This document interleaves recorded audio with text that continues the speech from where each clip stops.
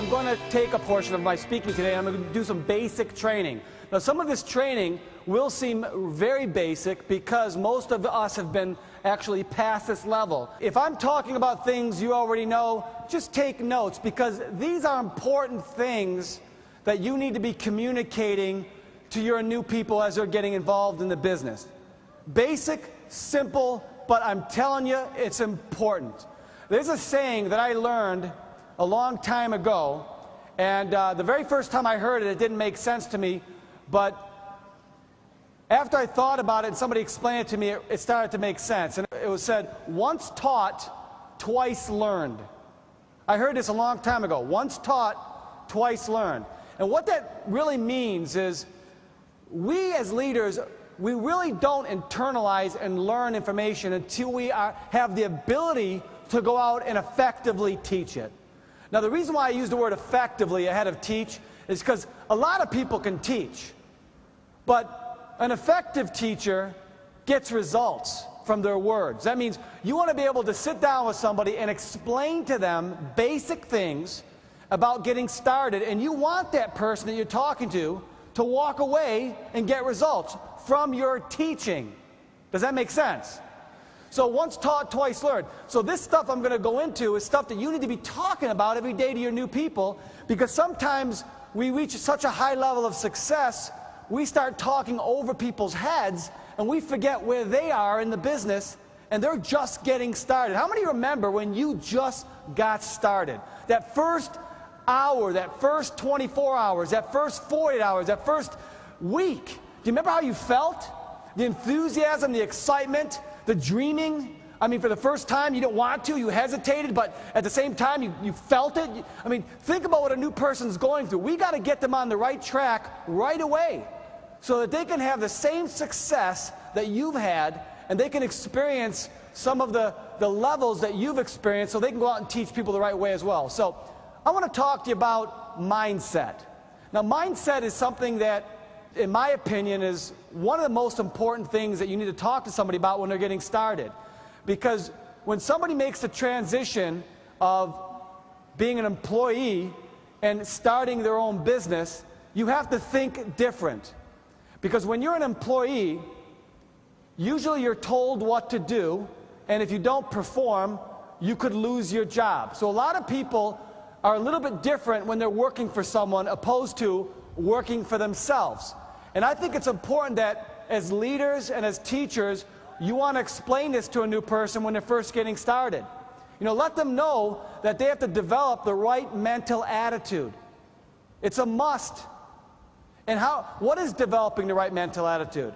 Okay, developing the right mental attitude means they have to think positive, they have to be positive, but they also have to take responsibility in knowing that they're creating a business that they own. That they own. That ultimately where they end up will be based on what they put into the business. And you need to tell everybody that. When you're sitting down with a new person, you tell them, look, your success ultimately in this business is going to be based on what you put in.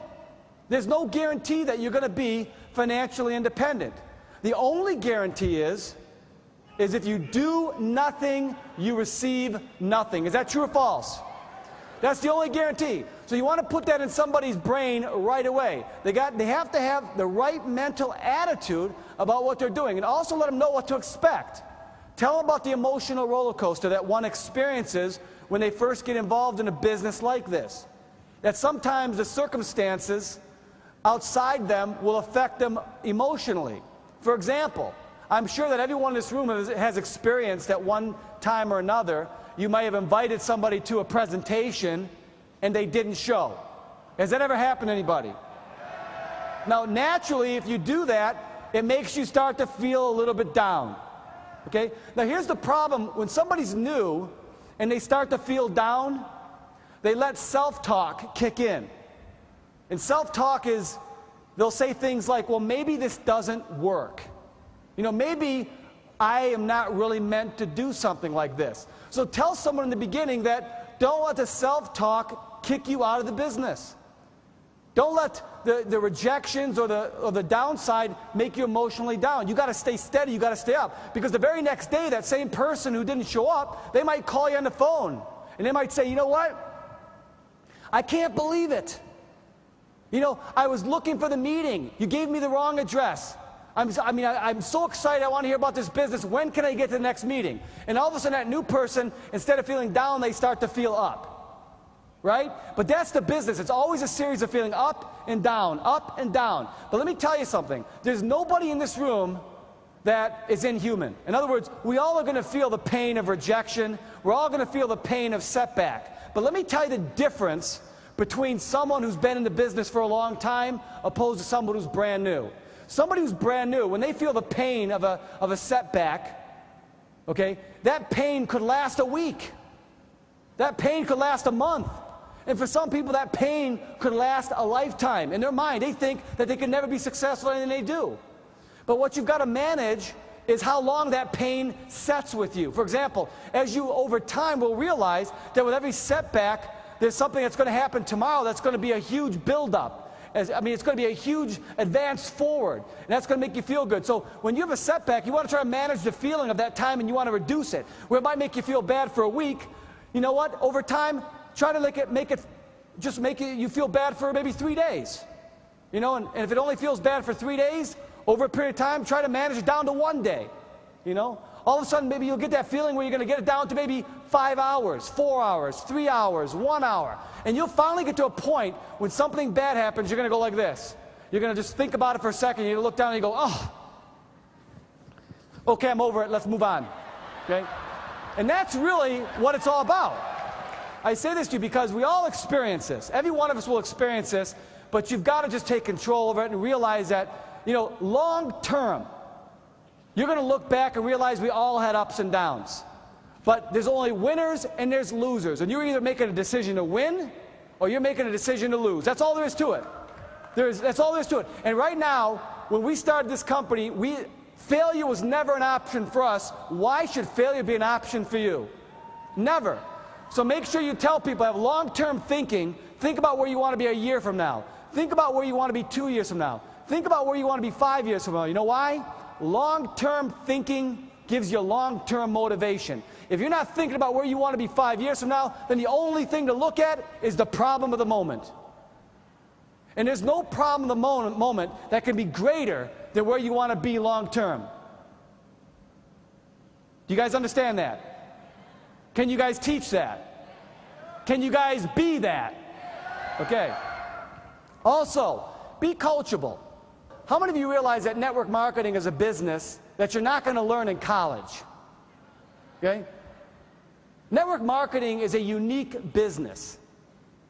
And there's only a couple ways you can learn this business, but one way is getting involved in a company and being fortunate enough to sit in a room like this or sit across the kitchen table with your sponsor who has experience or with your sponsor's upline who may have experience. Whenever you get a chance to be in front of someone who's a little further ahead than you, take the time to learn. Take the time to learn. Ask questions. Because in the beginning, the business is awkward. We're doing things that we're not used to. But over a period of time, what feels awkward will become natural, and the things that were hard to do in the beginning will become second nature to you. But what makes a person successful is their willingness to be coachable. There are so many people that get to a point where they think they get it. They think they've figured it out. And that's a dangerous place to be.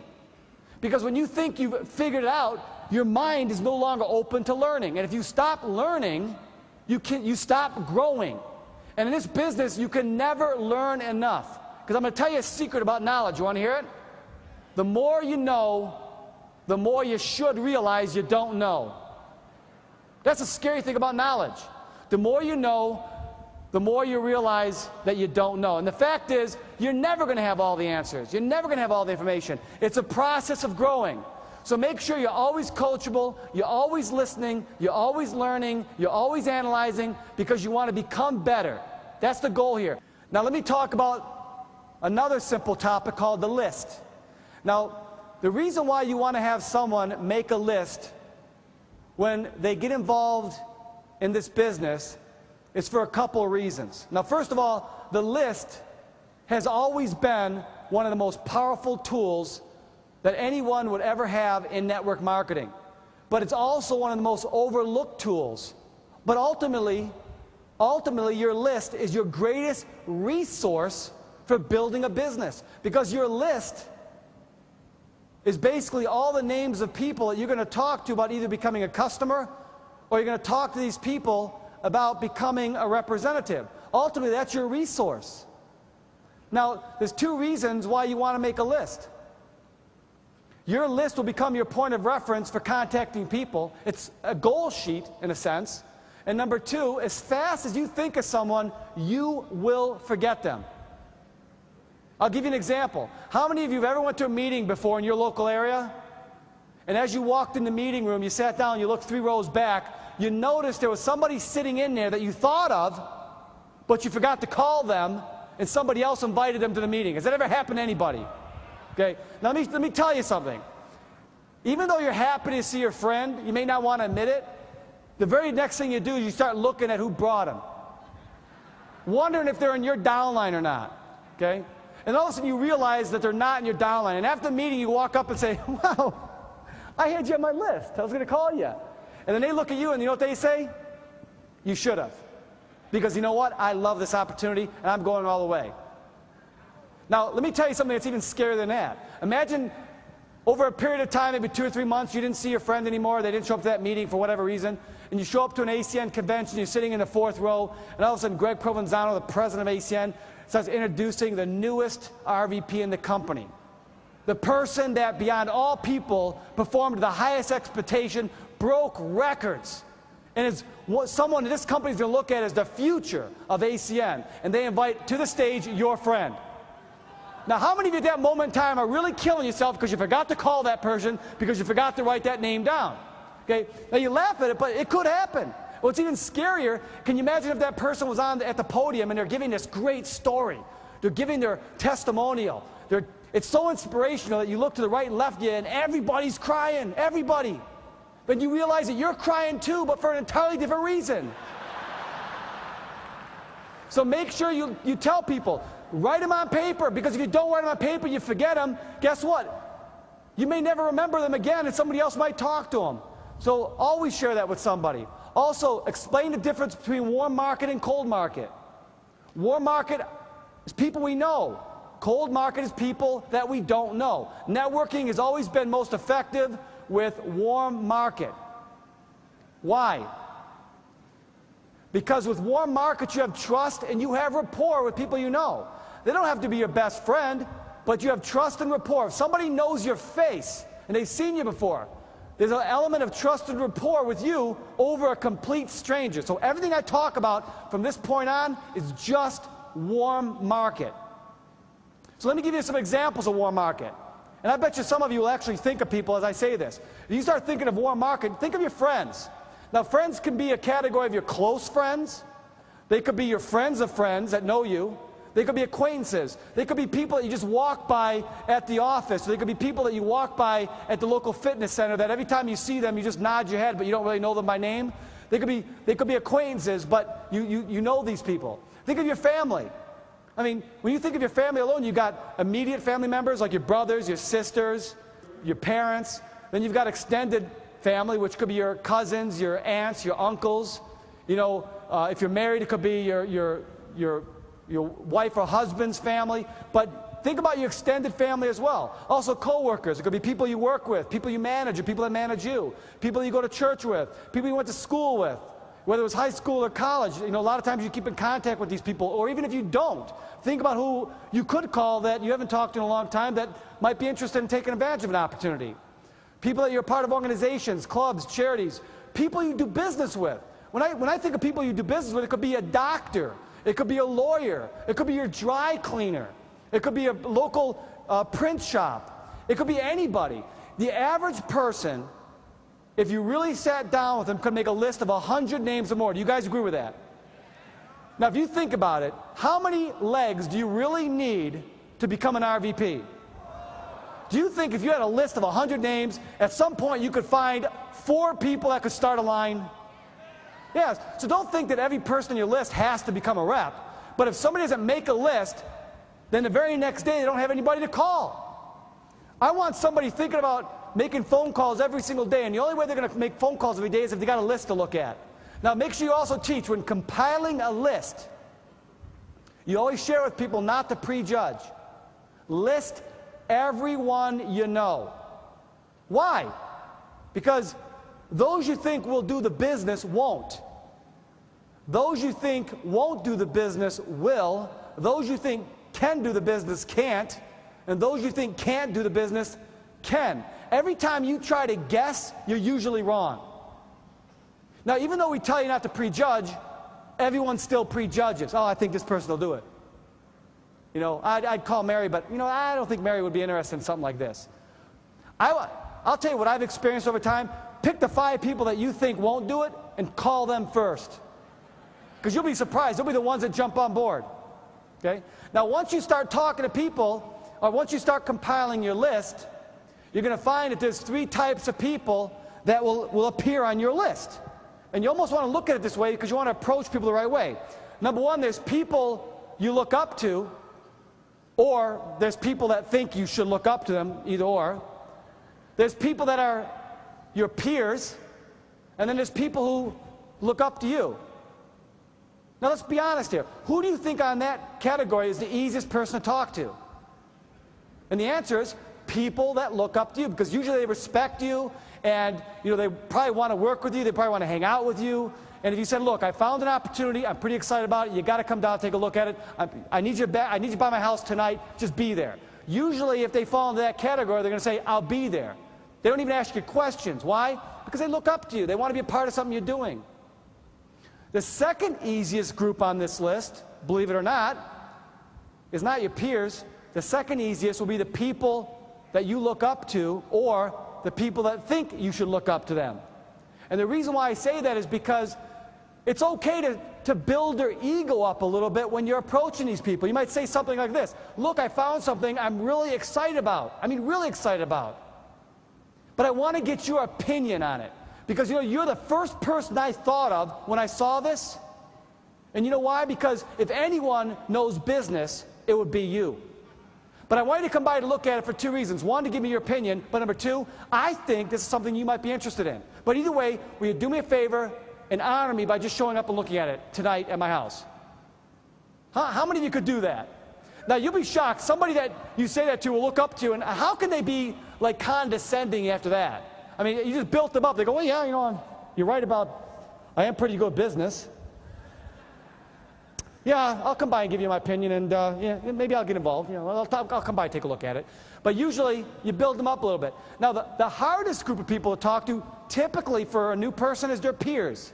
It's the people that they're with every single day. It's the people that, you know, that they'll look at each other like equals, and maybe they don't want to get ahead of each other.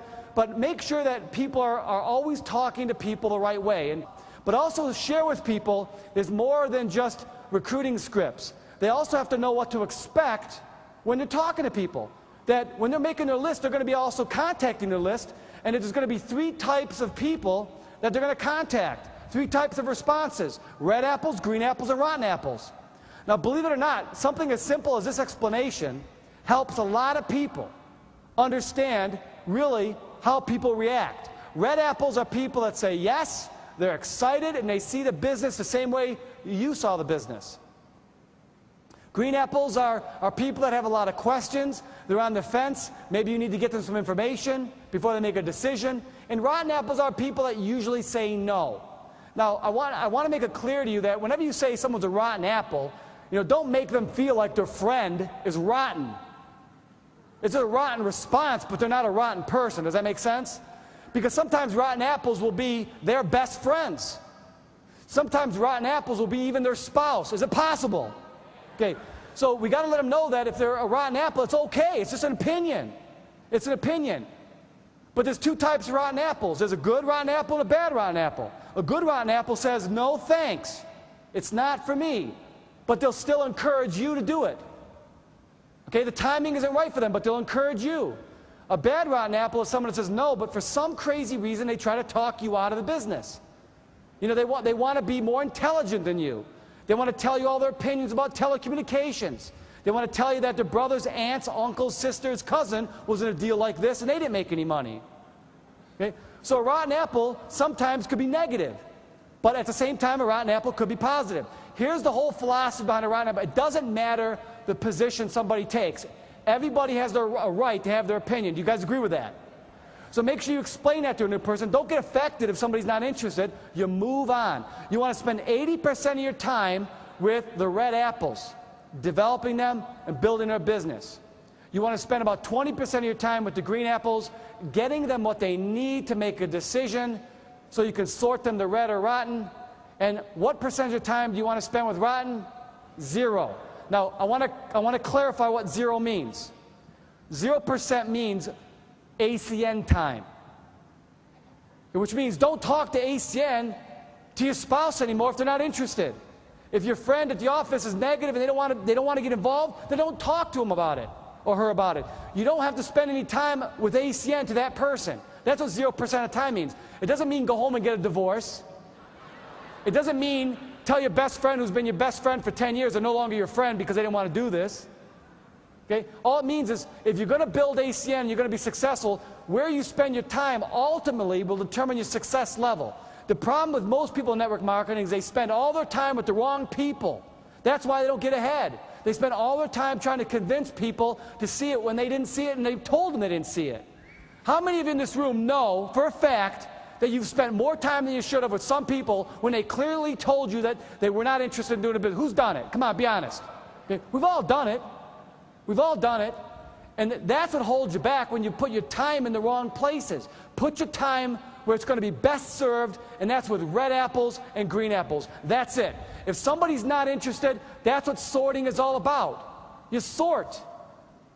You know what selling is? Selling is convincing someone that says no and try to change a no and put it into a yes. That's selling. And in this business, you don't make money selling. You make money sorting. The people who make the most money sort the fastest, and that's a fact. Can you guys sort? Okay, I want to talk about consistently updating your list and expanding your warm market. And the reason why I say this is because a lot of people make a list one time. They got their list. It's over now. Okay? It's over. Okay, a list is designed for you to add names to and cross names off as you're going and talking to people. But you're always going to be building onto that list. It never goes away.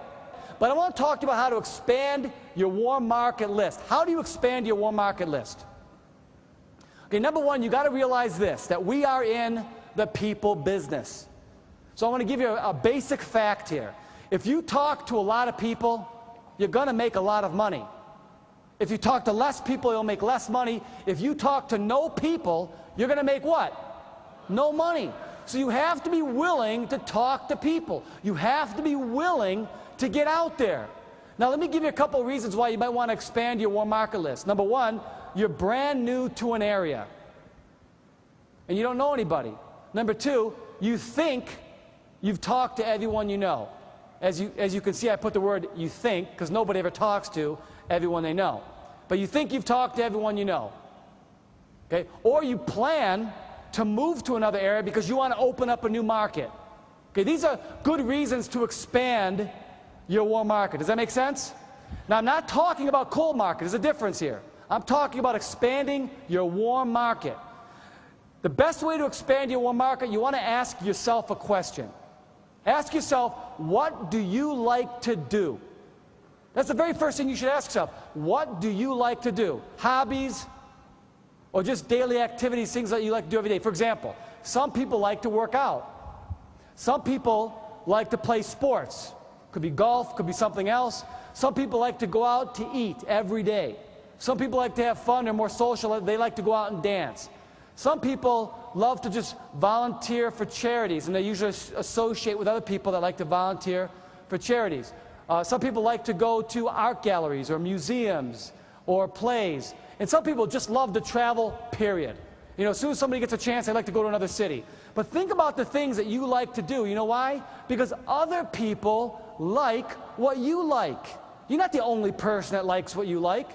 Usually what you're doing every day, if you do the things that you do every day and you enjoy the things you do every day, you're naturally going to meet a lot of people. It's natural because other people like to do what you do. Does that make sense, all you guys? Now, when expanding your warm market, I want to give you a little psychology here.